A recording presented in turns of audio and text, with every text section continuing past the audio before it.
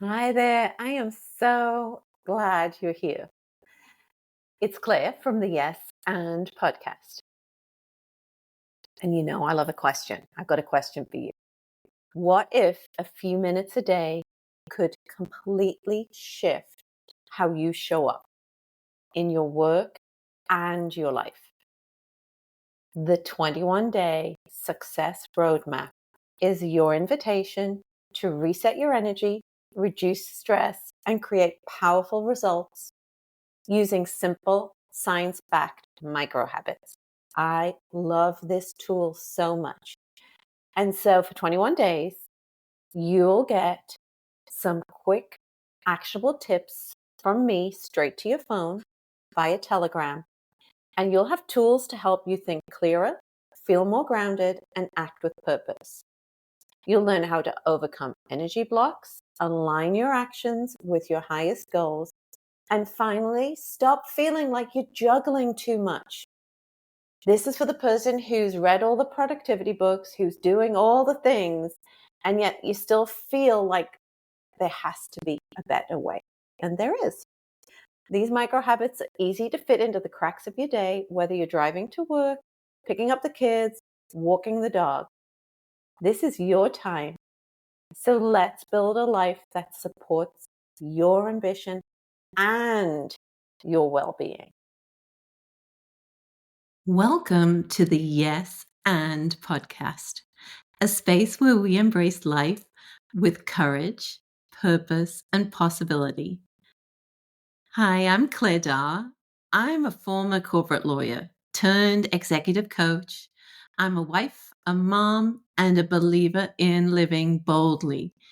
Here, we're going to dive into saying yes to what truly matters: family, faith, career, and creating a legacy of joy and fulfillment. Together, we'll explore what happens when we step beyond the limits, ask for more, and say yes and to the extraordinary. It's time to live a life you can't wait to wake up for. Let's get started. Hi there. Well, welcome back. Welcome back to the Yes and podcast. And my hope for today's episode is that I inspire you to start living in a different way that is fun and wonderful and joyous. And today I want to talk about REMs, REMs. And it's not a sleep pattern and it's not a band from the 80s and 90s. It's something that's really close to my heart, something me and my family started prioritizing in a whole new way after COVID. Relationships, experiences, memories. That's what REM stands for. And all of that might sound really simple on the surface, but for us, REMs became kind of a compass for us as a family, a reminder of what truly matters. Because if the COVID years and the last few years and everything going on in the world has taught us anything, it's this: time is precious, people are not promised, and the little moments often turn out to be the big ones. When you look back over 6 months, a year, 5 years, whatever, you look back on your life, it was those little moments that turned out to be the big ones. But as with everything important, you have to be intentional sometimes. So let's start with relationships. During lockdown, when everything slowed down, we actually saw what remained, and that was our people, our family, our close friends, the one who sit with us and show up when there's no reason to show up, but they do. And they're the ones that are there no matter what. Those are the relationships worth pouring into. I know as I'm talking, people are coming to mind for you. I know over the past few years, we've stopped assuming that we'd always have later or more time or another time.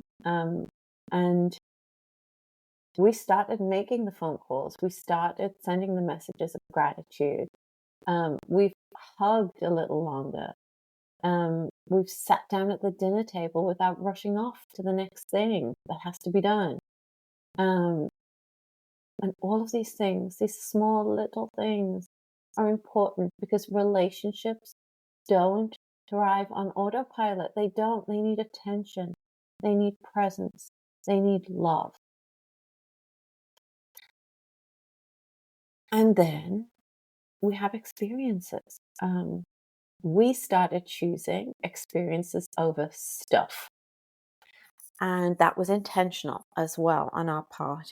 Um, we moved house during COVID, and when you move house, that brings with it packing, unpacking, looking at all the stuff you have. And we made a conscious decision to choose experiences.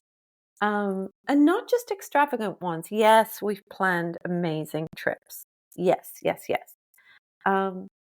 But it's things like trying out um, a new card game, baking something in the kitchen together that's totally messy, trying a new family tradition, like make your own pizza on Friday night, pizza night.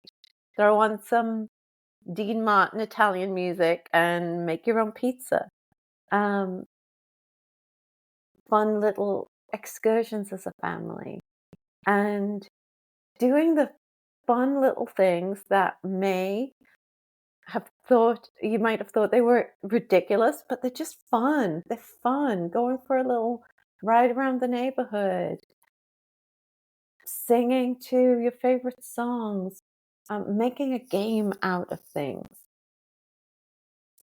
And please, please, please, please take the vacations. Please go see the things, do the things, buy the tickets to the shows, do all of those things. But no, it doesn't have to always be big and extravagant for the experience to be meaningful. And then finally, there are the memories. I used to think that big vacations or milestone events were what the memories were made of. And they are great. Like I've said, we love a celebration in our house. We love taking trips. But what are some of our favorite memories now? That Friday night pizza night that I talked about, where we each make our own. Um, Making pancakes on Sunday morning, dance parties in the living room, sitting on the porch together, looking out at our garden, letting our dogs play. It's those ordinary, consistent moments that stack up into something really sacred. That's where the memories come from. And when life gets hard, those are the memories we go back to. They're the things my children talk about. They're the things we bring up all the time.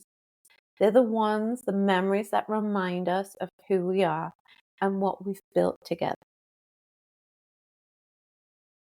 And I want you to know that REMs aren't about perfection. It's not about Facebook perfect. It's not about the most perfect experience or the relationship that doesn't have its ups and downs.